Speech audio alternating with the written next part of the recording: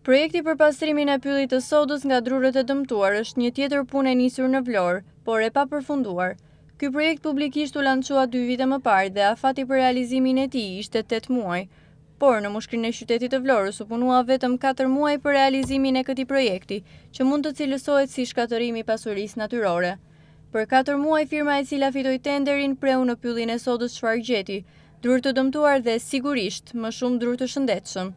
Më pas, kjo firmë u largua palën në gjurmë, duke lënë pas me 10 pemë të dëmtuara të prera në atë që mund të cilësohet si pasuri e qytetit.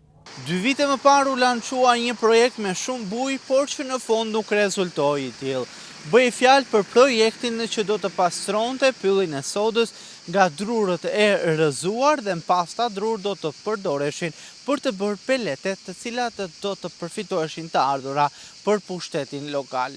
Por megjithse punimet të vijuan, ky projekt më tepër e dëmtoi pyllin e sodës se sa e pastroi këtë të fundit nga drurët e dëmtuar.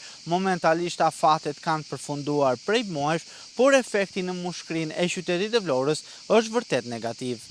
Sot në pyllin e sodës gjen të prerë me qindra drurë, të cilët nuk kanë qenë të rrëzuar, por të shëndetshëm.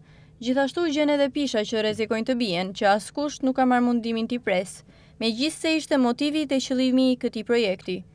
Përgjatë territorit të pyllit të sodës, shumë drurë të rrëzuar vijojnë ende të jenë për tokë. Madje firma e cila ka realizuar këtë projekt nuk ka marrë mundimin as ta pastrojë nga territori një pjesë të drurëve të cilët veti preu.